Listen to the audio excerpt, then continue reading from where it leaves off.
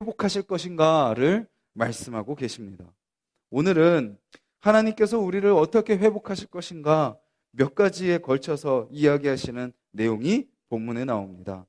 첫 번째는 무엇을 회복하실까요? 정체성을 회복하신다라고 말씀하십니다. 정체성을. 오늘 우리가 읽은 31장 1절에 보면 이렇게 말씀하고 계시죠.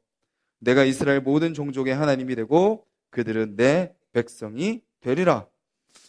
포로로 잡혀가서 다 끝난 것이 아니라 비록 심판 가운데 있지만 고난 가운데 있지만 여전히 너희들은 내 백성이다 라는 것을 잊지 말아라 라고 말씀하고 계시는 거죠. 그리고 그것을 다시 회복시키겠다 말씀하십니다.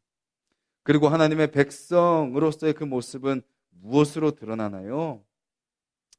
31장 4절에 보면 이렇게 이스라엘을 부르시죠. 처녀 이스라엘아 라고 부르십니다. 처녀 이스라엘아. 이것은 우리가 계속해서 성경 안에서 발견할 수 있는 것처럼 누구와 누구와의 관계인가요? 하나님과 하나님 백성들의 관계를 신랑과 신부의 관계로 하나님은 계속해서 표현하십니다. 그래서 즉 하나님의 백성으로서의 회복일 뿐만 아니라 우리가 다시 하나님의 누구로 회복되는 건가요? 신부로 회복되는 겁니다. 예레미야 앞부분을 한번 가보시겠어요? 2장 32절입니다. 예레미야 2장 32절. 구약성경 1053페이지 예레미야 2장 32절 말씀 같이 함께 읽겠습니다. 시작. 처녀가 어찌 그의 패물을 잊겠느냐? 신부가 어찌 그의 예복을 잊겠느냐? 오직 내 백성은 나를 잊었나니 그 날수는 셀 수 없거늘. 자, 이스라엘 백성들이 하나님의 그 신랑 되신 하나님의 신부로서 부름받았는데 2장 32절은 뭐라고 이야기하고 있나요? 신부가 패물도 잊어버리고 예복도 잊어버리고 남편인 하나님을 잊어버렸다라는 겁니다. 잊어버린 날이 어떻다고요? 셀 수 없다라고 이야기합니다. 신부로서 부름받았는데 어떤 신부인가요? 그 사랑을 잃어버린 신부입니다. 사랑에 실패한 신부입니다. 신랑을 두고 떠나버린 신부인 거죠. 호세아에 나오는 모습처럼 하나님의 백성, 신부된 백성들이 그 신랑이신 하나님을 떠나버렸다라는 겁니다. 그런데 그러한 신부를 향해 하나님이 어떻게 하세요? 그 신부됨을 다시 하나님이 회복시켜 주신다라고 말씀하고 계시는 거죠. 그러면서 뭐라고 표현하시냐면 광야에서 은혜를 베푼 것처럼 내가 그들을 다시 회복시킬 거다라고 이야기합니다. 애굽의 그 고난 가운데 있는 자들을 광야로 인도하셨습니다. 그리고 광야에서 어떻게 하셨어요? 애굽에서 인도했으니까 됐지? 광야에서 니네가 알아서 살아라고 말씀하지 않으시고 광야에서 이스라엘 백성들은 하나님의 인도하심을 가장 풍성하게, 충만하게, 가장 친밀하게 경험합니다. 불평과 불만, 비록 척박한 땅을 걸어갔지만 그곳에서 이스라엘 백성은 언제 어디서와 비교할 수 없는 하나님의 가장 충만한 인도하심을 그들은 경험했습니다. 그래서 뭐라고 표현하세요? 3절에 보시겠어요? 옛적에 여호와께서 나에게 나타나서 내가 무엇으로? 영원한 사랑으로 너를 사랑하기에 인자함으로 너를 이끌었다. 어디에서요? 광야에서요. 광야에서. 그렇게 영원한 사랑으로 인자함으로 너를 이끈 것처럼 다시 어떻게 하겠다? 너를 그렇게 인도하겠다. 어디에서? 심판에서부터 바벨론으로 인도하고 바벨론에서 다시 약속의 땅으로 인도하겠다라고 말씀하고 계시는 겁니다. 이렇게 표현하죠. 다시 세울 것이고 춤추며 나올 것이고 포도나무를 심고 열매를 따게 될 것이다 라고 말씀하고 계십니다. 하나님의 백성다운 삶을 회복하시고 신랑과 함께 기쁨을 누리게 하시며 열매를 맛보며 살게 될 것이다 라고 말씀하고 계시는 거죠. 이러한 삶은 신랑과 신부가 함께 있을 때 의미가 있습니다. 사랑하는 부부가 자주 티격태격 싸울 때가 있죠. 그런데 싸우고 혼자 있을 때 그 시간에 깨닫는 것은 무엇인가요? 차라리 티격태격하며 싸우는 사람이 있는 게 혼자 있는 외로움보다 더 낫다라는 것을 깨닫게 됩니다. 즉, 신부로서 자기의 자유를 찾아서 자기의 쾌락을 찾아서 살아가는 것이 좋다고 생각하며 신랑을 버리며 떠나가지만 결국은 신랑과 함께 있는 삶이 가장 행복한 삶이다라는 것을 깨닫게 되는 거죠. 그렇게 하나님은 하나님의 백성, 하나님의 신부로서의 정체성을 회복시켜 주십니다. 그리고 두 번째로 회복시키시는 것은 무엇이냐? 예배를 회복시키십니다. 어디에 올라가자고요? 시온에 올라가자. 아까 우리가 주의 말씀은 예루살렘에서 오라 우리가 여호와의 성에 올라 하나님의 말씀을 부르자라고 찬양한 것처럼 오늘 본문에서도 이렇게 고백하고 있는 것이죠. 시온에 올라가서 우리 하나님 여호와께로 나아가자라고 말하고 있는 겁니다. 시온은 성전의 회복입니다. 성전이 회복되는 것은 바로 예배가 회복되는 것입니다.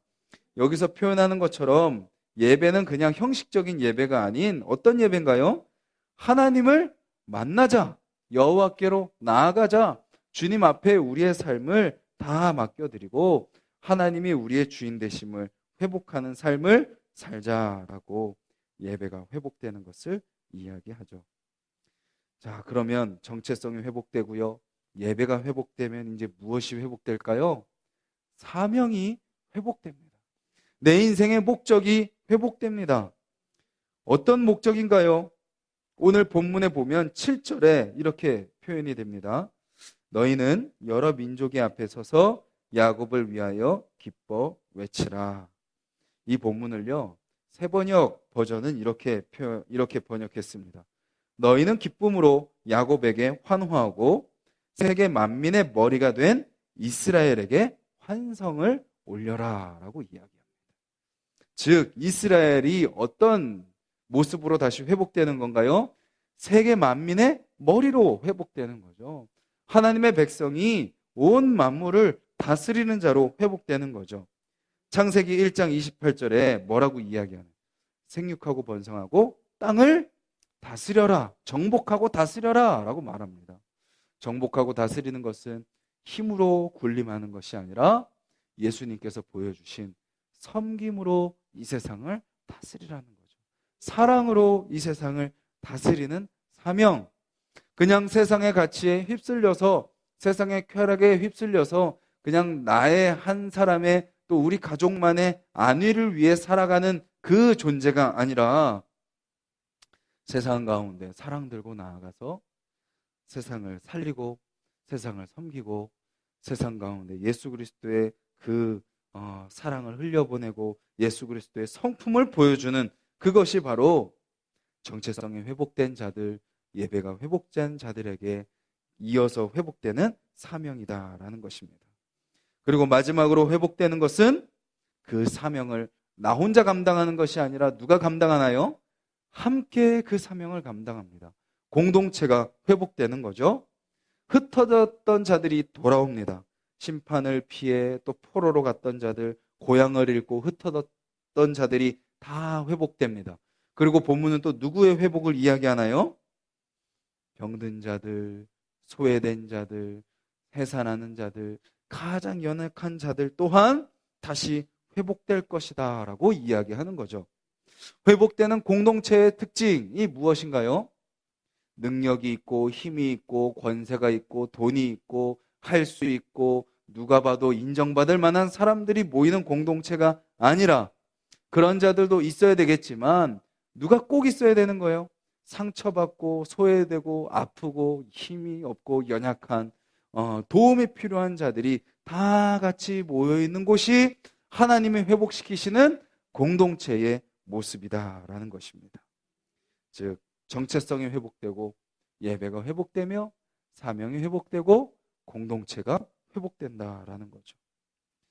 오늘 본문은 그 회복을 이야기하며 신랑과 신부, 아버지와 아들의 이미지를 사용합니다.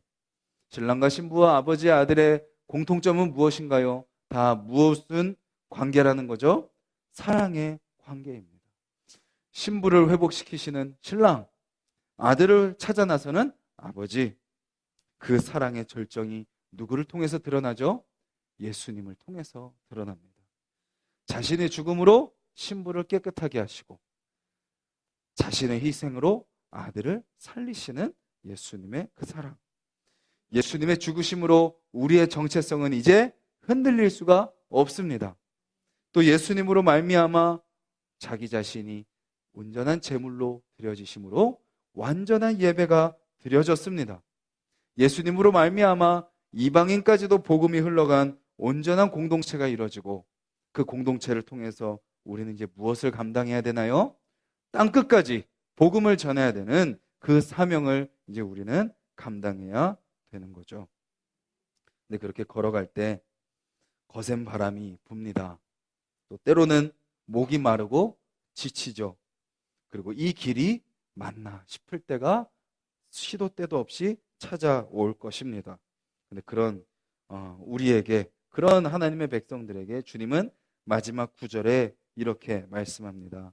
우리 같이 한번 다시 읽겠습니다. 시작. 그들이 울며 돌아오리니 나의 인도함을 받고 간구할 때에 내가 그들을 넘어지지 아니하고 물 있는 계곡에 곧은 길로 가게 하리라. 나는 이스라엘의 아버지요 에브라임은 나의 장자니라. 거센 바람이 불어도 넘어지지 않게 할 것이고 목이 마르고 지칠지라도 목마르지 않는 곳으로 인도하시고 이 길이 맞나 싶으며 방황할지라도 곧은 길로 우리를 인도하시는 거죠. 왜요?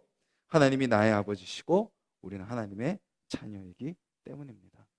오늘 하루 그 하나님 백 믿고 우리에게 주어진 사명 감당하는 하루 되길 원하고, 또 그런 자들이 모여 우리가 함께 공동체를 이루어 주님이 기뻐하시는 사명 감당하는 교회가 되기를 주님의 이름으로 간절히 소망합니다.